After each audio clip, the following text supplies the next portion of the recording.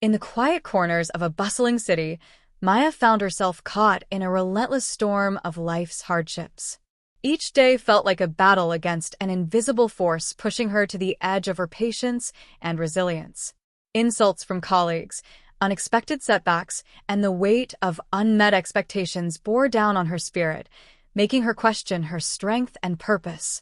The chaos seemed unending, as if the world conspired to test her limits at every turn.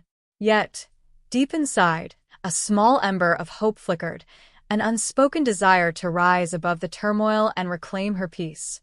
This was Maya's call to adventure, the moment where the familiar world of struggle collided with the possibility of transformation. She realized that if she continued to let life's chaos dictate her emotions, she would remain a prisoner to circumstances beyond her control. The awakening began with a simple yet profound question. What if she could stand firm amidst the storms, untouched by the fury that surrounded her? This question sparked a journey inward, one that demanded courage to face not just external challenges, but also the fears and insecurities nesting within.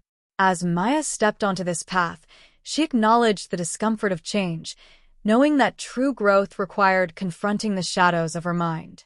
The struggle was no longer just about surviving the harshness of life, but about mastering the art of remaining unshaken, calm, centered, and resilient no matter what came her way. This awakening marked the first turning point, the call to shed old patterns and embrace a new way of being, setting Maya on a transformative journey toward emotional invincibility and inner peace. As Maya ventured further into her journey of self-mastery, she encountered one of the most daunting trials, the sting of insults and harsh words that once pierced her heart like arrows. In the past, these moments would have left her reeling, defenseless against the wave of hurt and anger that followed. But now, armed with a newfound perspective, she began to see these painful encounters not as attacks, but as vital lessons disguised in adversity. Each insult became a mirror reflecting not her own worth, but the inner turmoil and suffering of the one who hurled the words. This realization shifted her response from defense to curiosity, turning moments of offense into opportunities for growth.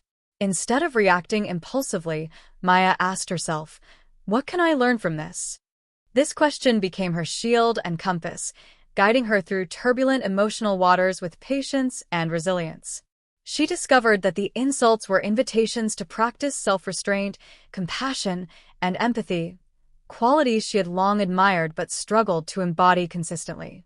The harder the words came, the stronger her emotional armor grew. She began to transform bitterness into understanding and anger into calm acceptance. This transformation was not instantaneous. It required relentless effort and repeated trials, much like a hero tempering their spirit in the fires of challenge. Over time, Maya realized that by reframing these encounters, she disarmed negativity not only in others, but within herself. The power to remain unshaken lay in choosing how to interpret and respond to the chaos outside her. This mastery over her emotions was a crucial milestone in her hero's journey, a shift from victimhood to empowerment, from reaction to mindful response. With every insult turned into an opportunity, Maya fortified her emotional resilience, taking one step closer to the inner peace she sought. Maya stood now at a precipice, not of despair, but of discovery. The sting of insults had dulled, not because the world had grown kinder, but because she had grown wiser.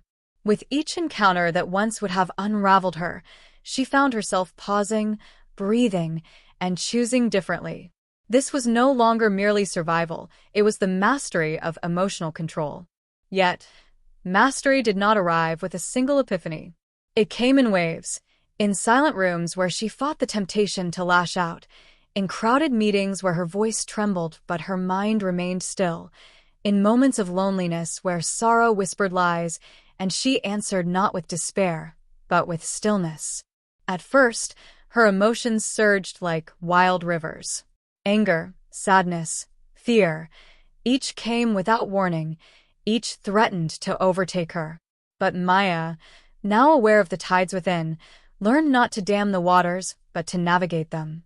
She studied her thoughts as though they were strangers passing through her mind, no longer identifying with them, no longer believing every one of them was truth. She observed anger rise like smoke, and rather than fan the flames, she watched it disperse. She felt sadness settle like fog and learned to sit with it until it lifted.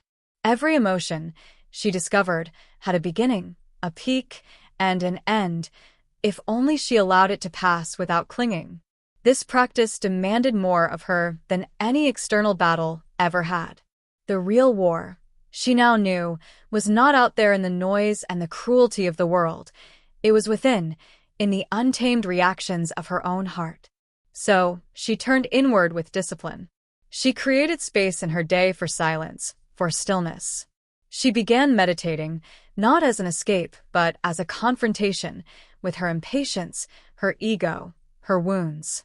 It was there, in those quiet minutes of focused breath, that she met her inner demons. The voice that told her she wasn't enough. The fear that she would never be truly loved. The guilt for her past failures. She did not run from them. She sat with them. And slowly, they lost their power. What once triggered her now barely stirred a ripple. Her control was not cold or robotic, it was warm and aware. She didn't suppress emotions. She understood them. She could cry without falling apart, speak hard truths without fury, and say no without guilt. Her power came from the clarity that emotion was not the enemy, it was the messenger. And as she listened, her inner world became a kingdom not ruled by chaos, but by compassion. Maya noticed the world changing, not because it had, but because her perception had. Where once she saw enemies, she now saw humans, each with their own struggle. Where once she felt offended, she now felt curious. Where once she braced for impact, she now stood like a mountain unmoved. Her mastery allowed her to meet life on her terms, not with control over circumstances, but with sovereignty over her response. This was the heart of her journey, the moment she became not just a survivor of life's storms, but a sovereign being within them. Emotional control, she realized, was not the absence of feeling. It was the quiet power of choosing how to feel, how to act, and how to live. And in that choice, she found not just strength but freedom. There came a time in Maya's journey when achievement no longer felt like victory, but a question: at what cost? She had climbed far, from the depths of self-doubt to the heights of self-mastery. Yet, even as she stood tall in the eyes of others, her soul whispered restlessly. She was celebrated for her sharp mind, admired for her unshakable control, and sought after for her clarity. But beneath it all, she sensed an imbalance. The drive for excellence had made her formidable, but not always kind. Her boundaries were strong, but sometimes impenetrable. Her expectations were high, but often left no room for softness, toward herself or others. And so, the next call came not from the outside world, but from within. The call to balance excellence with grace. It began subtly. A moment when she snapped at a teammate who didn't meet her standards, only to feel hollow afterward. A night spent perfecting a proposal, chasing a flawless outcome, while her body begged for sleep. A conversation with a friend who said gently, "You don't always have to carry it all alone." These moments struck her, not like lightning, but like a slow, steady rain eroding the edges of her perfectionism. She began to see that excellence, untempered, could become a cage. That relentless standards, once a tool of growth, could also isolate her. In the name of striving, she had sometimes forgotten to celebrate. In the name of strength, she had sometimes forgotten to rest. In the name of progress, she had sometimes forgotten compassion. So now her journey shifted, not toward more doing, but toward wiser being. Maya turned inward once again, not in search of what to conquer, but what to soften. She questioned the beliefs that had once driven her, that worth was earned through output, that love must be proven through performance, that rest was weakness. These myths, inherited from a world that valued hustle over humanity, no longer served her. She began redefining what excellence meant, not flawlessness but alignment. Not burnout, but brilliance with boundaries. Not constant motion but intentional movement. Grace, she discovered, was not passivity. It was precision without punishment. It was strength without sharpness. It was the courage to pause, to forgive, to let go. And just as she had trained her mind and mastered her emotions, she now cultivated grace with the same discipline, the same reverence. She learned to speak truth with kindness, to correct without crushing.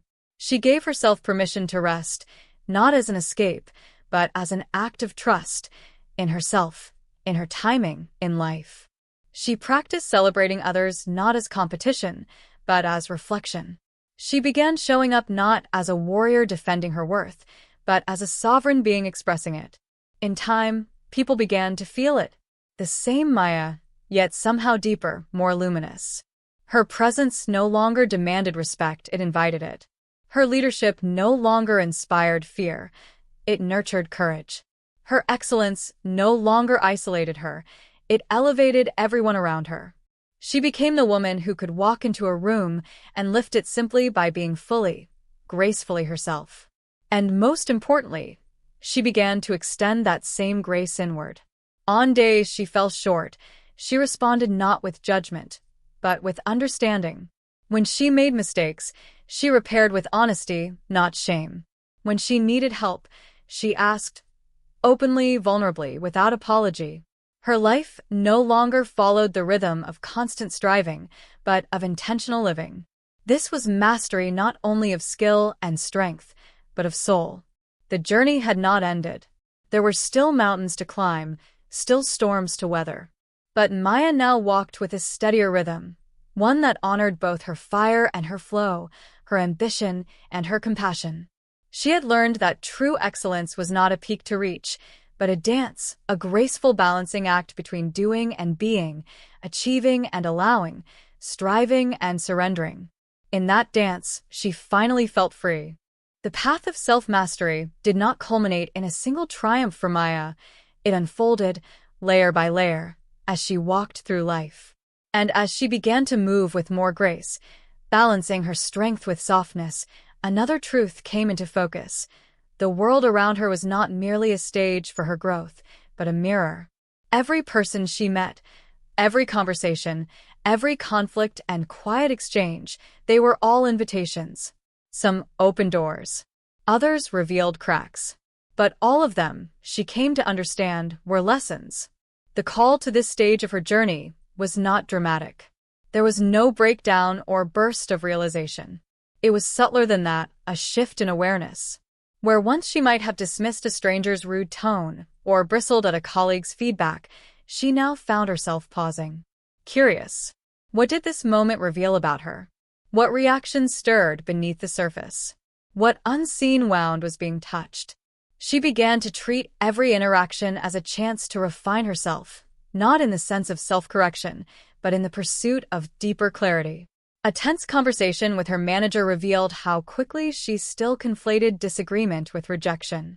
An awkward silence with a loved one unearthed her discomfort with emotional ambiguity. A compliment from a peer that made her uncomfortable led her to question why she still resisted acknowledgement. No longer seeing others as separate from her path, Maya embraced them as sacred mirrors, each reflecting parts of herself she hadn't yet fully faced. It wasn't always easy. Sometimes she regressed, slipping into old patterns, defensiveness, withdrawal, the urge to be right. But now she had cultivated enough presence to catch herself in the act. And in catching herself, she no longer spiraled into shame. Instead, she softened into the question, what is this here to teach me? She discovered that learning from others didn't mean agreeing with them. It meant listening deeply, observing the emotional landscape of each encounter, feeling into the subtle shifts within her body, her breath, her thoughts. Every reaction was a breadcrumb, every trigger a portal, every relationship, no matter how brief or painful, was a teacher in disguise. She also began to notice how her presence shaped others, how her calm disarmed defensiveness, how her curiosity opened guarded hearts, how her silence sometimes spoke louder than her words. The more she tuned into herself, the more attuned she became to the energies around her, not in a mystical way, but with grounded, human clarity. She could walk into a room and sense what wasn't being said. She could read between the lines, not with suspicion, but with compassion. Her sensitivity became her superpower, sharpened not by suspicion, but by self-awareness. The hero's journey had taught her how to fight, how to endure, how to transform. But this part, the learning from every interaction, taught her how to see. To see not only the world, but herself in it. It taught her that growth didn't just happen in solitude or on the mountain peaks of revelation. It happened in line at the grocery store, in a misread text message, in the way she responded to a child's tears or a stranger's anger. It was here, in the mundane magic of human connection, that Maya found her most constant training ground. Not every lesson came with clarity. Some arrived tangled, confusing, unresolved. But even these she welcomed, trusting that each piece belonged. In the end, she no longer needed to seek out great teachers or profound experiences. Life itself was her dojo, the world her sacred curriculum. And as she walked through it, awake, open, grounded, she carried not just her tools, but her willingness to learn, again and again, from every soul who crossed her path. Maya had come far. She had battled her shadows, faced the raw ache of vulnerability, sharpened her perception, and softened her stance. Yet still, there were moments when emotion surged within her like a tidal wave, grief, joy, rage, tenderness, so overwhelming that it threatened to undo all she had built. She realized then that mastery wasn't about always being in control. It was about understanding the nature of the forces moving through her. It was time to confront the final illusion, permanence. The call to this stage came not through pain, but through beauty. One evening, she stood alone on a quiet hillside, watching the sun descend beneath the horizon. The sky blazed in colors too perfect to last, fiery orange, then soft rose, fading into indigo. And as the light shifted, she felt a sudden ache in her chest.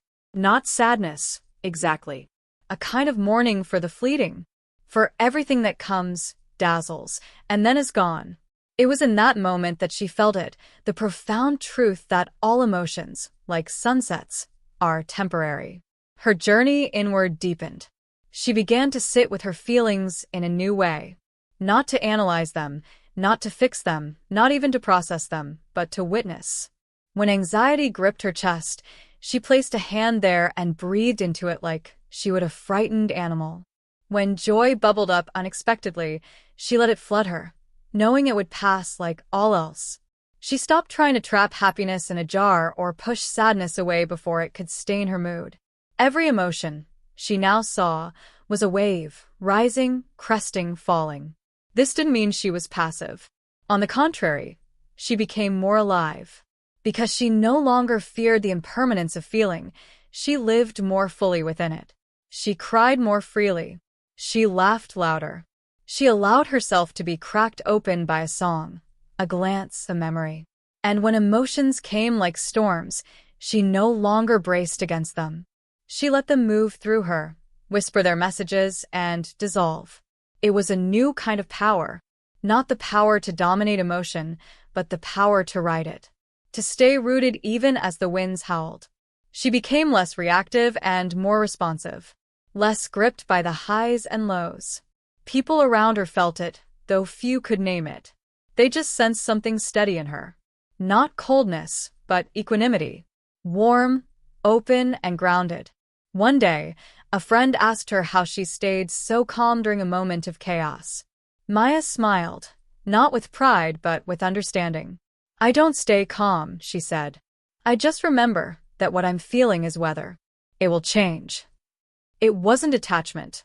It was intimacy with the flow of life. She had learned to be the mountain, not the storm. And she realized that the same was true of others.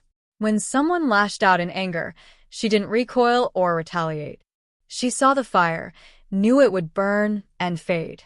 When someone wept in despair, she didn't rush to comfort too quickly. She let their tears fall. Let them be held by the moment. Because she no longer feared feelings, hers or others, she could offer presence without interference. There were still days when old fears rose up, when her chest tightened for reasons she couldn't name. But now she didn't make these moments wrong. She whispered to herself, "This too," and let the wave pass. She had become fluent in the language of impermanence, and in that fluency found her greatest freedom. Her hero's journey was not about slaying dragons, but dancing with them. Emotions, once seen as enemies or obstacles, had become her greatest allies. Not because they were predictable or controllable, but because they were honest, real, fleeting, but true. And in the end, as Maya walked back down from that inner mountain, she no longer needed the armor she once wore. She had nothing to protect against, nothing to cling to. Emotions would come and go. Seasons would shift. People would enter and exit. And she would remain, not unchanged, but unshaken. Because she had learned the deepest truth: nothing stays.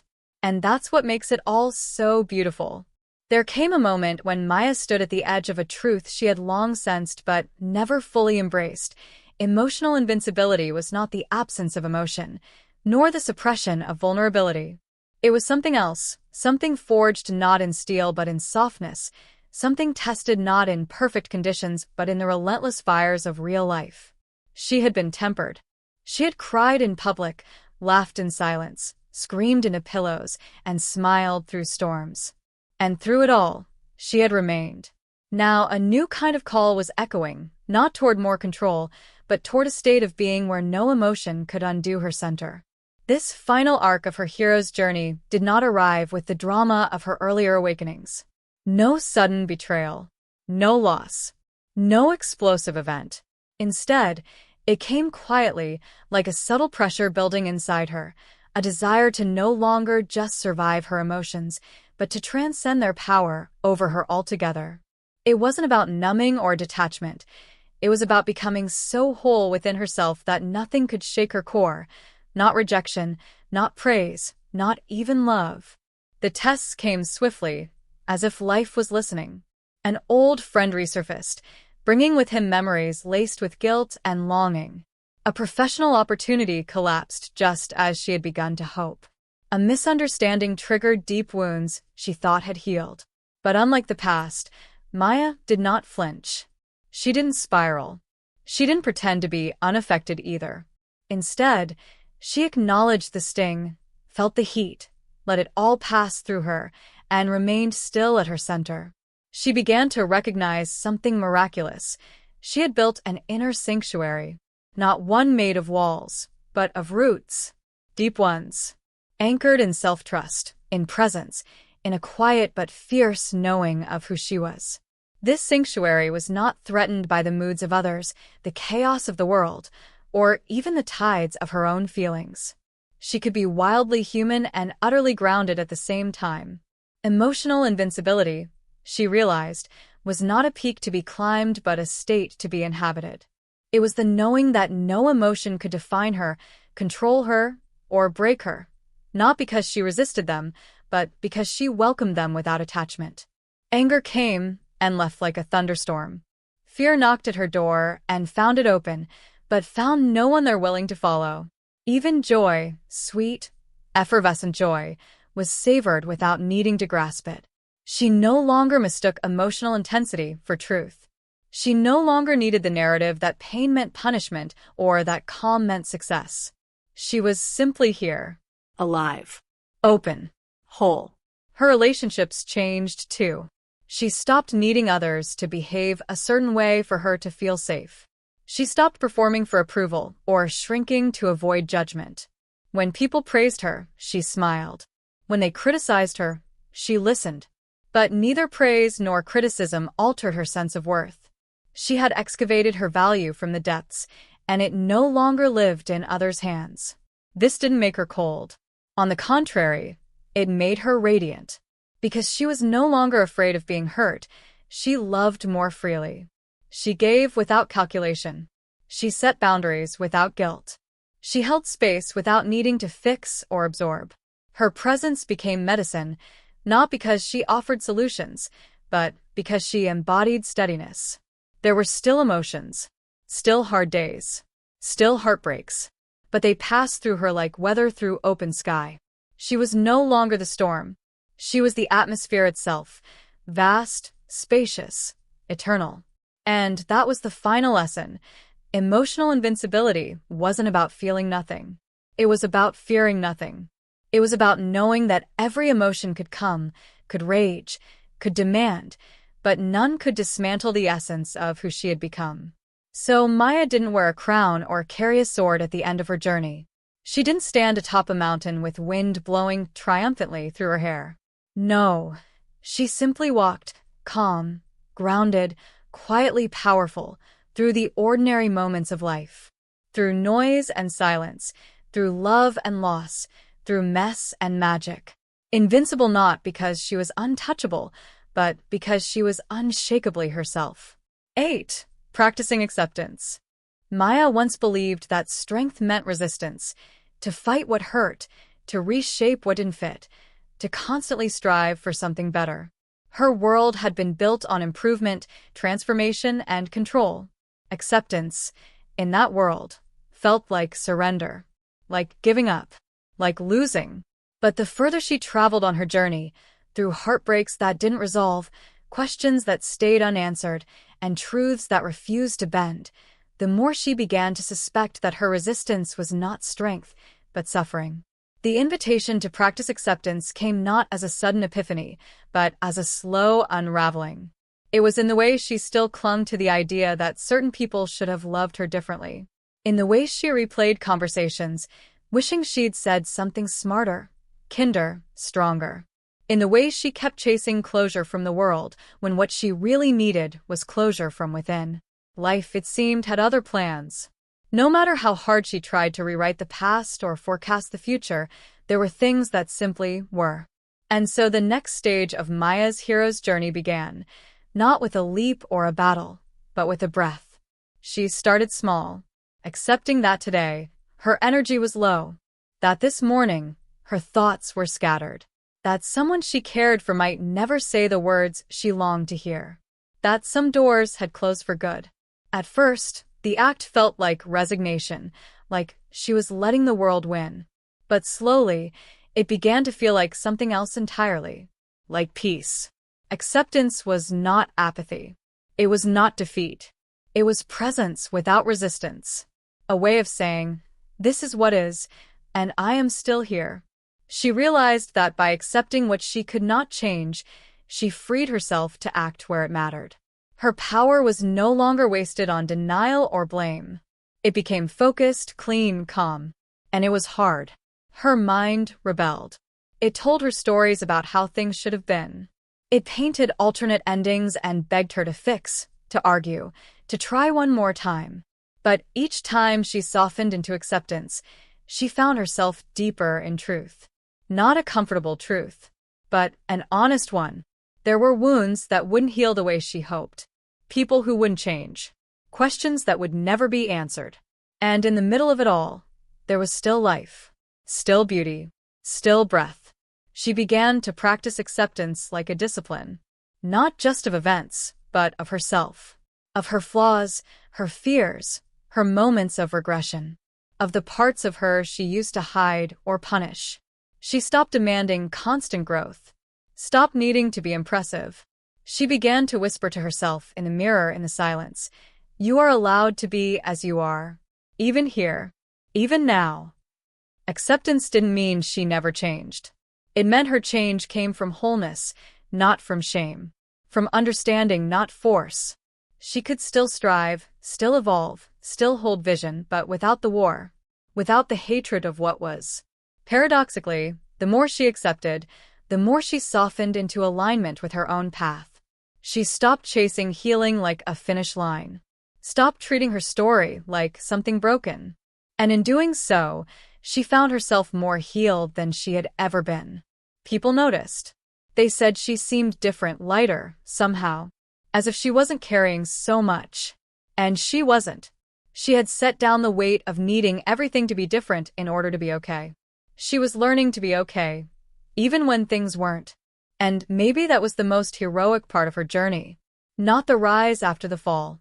Not the battles she had won. But the quiet, wholly surrender to life as it is. The courage to open her hands, unclench her heart, and say, "Even this. I accept even this." Because in that space, that vast, tender space where nothing had to change for her to love it, she had finally come home. Maya once believed that to love deeply meant to hold tightly, to grip life, people, goals, and dreams with both hands, knuckles white with devotion. She equated closeness with control, intensity with truth, and emotional investment with permanence. But over time, her journey taught her a different lesson, one she resisted more than any other. That sometimes strength doesn't come from holding on. It comes from letting go. The lesson arrived subtly at first, disguised as fatigue. There were people she poured herself into who never seemed to meet her halfway. Goals that drained her joy, despite being worth chasing. Situations that asked her to keep showing up long after her spirit had gone quiet. She kept asking herself why she felt so exhausted. Why her efforts, no matter how pure, seemed to come back empty. And then one day, the question shifted. What if I'm not supposed to carry this anymore? That was the beginning of her initiation into detachment, not the cold, indifferent kind that people mistake for avoidance, but a sacred detachment born from wisdom. A clarity that sees where love ends and self-sacrifice begins. A presence that says, "I honor this fully, and I do not need to control it." It was terrifying at first. Every fiber of her being screamed that letting go meant losing. That detachment was weakness. That without her grip, things would fall apart. But something deeper whispered otherwise. That perhaps what was meant to stay would remain. That perhaps peace could bloom in the space her desperation once occupied. So, Maya began the practice. She watched her emotions rise like tides, and instead of clinging, she let them move. She allowed joy, without fearing its end. She felt pain without needing to fix it right away. She spoke truths without attachment to how they were received. She loved people, truly, fiercely, while releasing the need to be needed in return. She started showing up from fullness rather than hunger. It was disorienting. At times, lonely. Because so much of her old identity had been built around attachment, to outcomes, to validation, to certain stories about who she was and who others should be. Without those anchors, she floated for a while, untethered. But in the quiet of that floating, she discovered something extraordinary: stillness, spaciousness, self. Detachment didn't close her off from the world. It allowed her to meet it more honestly. No longer blinded by expectation, she could finally see things as they were. And people noticed the difference. Maya's presence became lighter, more magnetic. She no longer sought to possess, to prove, to protect. She simply was whole, grounded, sovereign. Her strength no longer lay in her ability to hold on, but in her willingness to let what was be what it was. And if something left, a friendship, an opportunity, even a version of herself, she grieved, honored, and kept walking. With open palms and a quiet heart. One day, someone asked her how she managed to stay so calm when things didn't go her way. She smiled, not because things were easy, but because she had learned something priceless. I've stopped trying to own what was never mine. That's where peace lives. And with that peace came power, not the power to change everything, but the power to respond with wisdom, to walk away when needed, to stay present when it mattered, to love without losing herself, to hope without demanding, to dream without gripping. In detachment, Maya did not abandon love. She deepened it, because now her love was free, her strength was quiet, and her freedom, hard-won, fully embodied, was the kind that could never be taken away. This, too, was part of the hero's journey, not just rising or fighting, but releasing. Letting go not as an end, but as a return, to herself, to truth, to the quiet knowing that what is meant for her will never require her to betray her own peace to keep it. Maya once believed that self-care was a reward, something she earned after she had proven her worth through hard work, selflessness, and unrelenting productivity. In the early stages of her journey, she wore exhaustion like a badge of honor, believing that if she just pushed harder, gave more, sacrificed longer, then rest would finally feel justified. But slowly, that belief began to crack. Beneath the fatigue, beneath the constant striving, a deeper truth stirred. Self-care was not a luxury. It was the foundation. This realization did not arrive gently. It came after burnout left her hollow, after her body rebelled against years of neglect, after her inner voice, once loud and curious, grew faint beneath the noise of everyone else's needs. She had been everything to everyone but nothing to herself. And when the silence finally came, it asked her one question: what would it look like to treat yourself like someone you love? The question unnerved her. Love, to Maya, had always been outward-facing, a force meant to pour into others.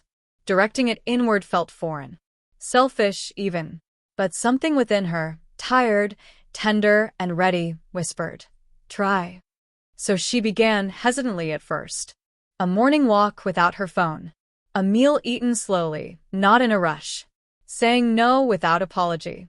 Breathing, truly breathing, before answering messages or rushing into the next obligation. These were small acts, invisible to the world, but monumental in their significance. Each one whispered, "You matter, too." Self-care, she discovered, wasn't just about candles and comfort. It was about boundaries that honored her energy, about rest that wasn't earned, but needed, about nourishment that came not just from food, but from presence, from knowing when to push and when to pause, from recognizing that she could not give what she didn't first offer herself. There were days the old habits returned, days when guilt crept in, when she doubted the worth of stillness or softness. But the deeper Maya went, the clearer it became. Her power was not tied to her productivity. Her value did not rise and fall with her output. Her ability to love others well was directly linked to her ability to be gentle with herself. She started to notice how different life felt when she led from a full cup. Her decisions were more grounded, her connections more sincere. Her energy, once scattered in 1,000 directions, became focused, vibrant. She stopped seeing self-care as a pause from her life and began treating it as the soil in which her entire life could grow. People around her began to shift, too. Her boundaries inspired others to honor their own. Her peace disrupted chaos. Her joy, no longer performative but real, became a quiet revolution. She was no longer running on fumes. She was rooted. And perhaps the most profound change was this: Maya began to see herself not as a project to fix, but a person to care for. She shed the harsh inner critic, the relentless taskmaster, and embraced a new voice, one that said, "You are worthy now, as you are, and you deserve to be tended to." Her hero's journey had taken her through fire, through heartbreak, through loss and discovery. But this chapter, the quiet, everyday choosing of herself, was the one that transformed everything. Because now Maya understood, true strength is sustainable. True love includes the self. And the most heroic thing she could do was to rise each day and care for her own being with the same devotion she once reserved only for others. She wasn't waiting anymore. She was living. Whole. Worthy. Well. Maya's journey had taught her much about resilience, acceptance, and self-care, yet a quiet, transformative power still awaited her, a power hidden not in grand victories, but in the simplest of shifts: gratitude. She discovered that cultivating gratitude was like discovering a secret doorway to a wellspring of inner peace, one that could illuminate even the darkest moments and soften the sharpest pains. It was the final key to unlocking a heart truly unshakable. At first, Maya struggled to see what there was to be grateful for when storms raged within and without. How could she express thanks when life often felt unfair, unpredictable, and relentless? But as she looked deeper, she realized gratitude was not about ignoring hardship or pretending everything was perfect. It was about embracing the fullness of experience, seeing the hidden gifts nestled within struggle, the lessons veiled beneath loss, and the small miracles sprinkled across everyday moments. With this new vision, Maya began a humble practice. Each day, She wrote down 3 to 5 things she could be thankful for. Some days, these were grand: her family's unwavering love, a breakthrough in her work, the warmth of the sun on her face. Other days, they were quiet and simple: a stranger's smile, the taste of her morning tea, the softness of a worn blanket. Each note was a seed planted in her heart, growing roots that anchored her to the present. This habit transformed Maya's perspective. Gratitude sharpened her awareness, revealing abundance where scarcity had once ruled. It wove a thread of light through her darkest hours, reminding her that even amid pain, there was still beauty to behold, still kindness to receive, still hope to hold. It quieted the restless mind that endlessly searched for what was missing and called her back home to what was already hers. More than this, gratitude deepened her connection to others. By appreciating the love, kindness, and even the challenges posed by those around her, Maya nurtured empathy and forgiveness. She learned to cherish people not for their perfection but for their presence, understanding that every person carried their own burdens and stories. Her relationships shifted, blossoming with newfound warmth and authenticity. Gratitude also became her armor against despair. When disappointment threatened to overwhelm, she found solace in remembering all the small lights she had gathered. This practice didn't erase the hardships, but it gave her the strength to face them with grace, resilience, and a steady heart.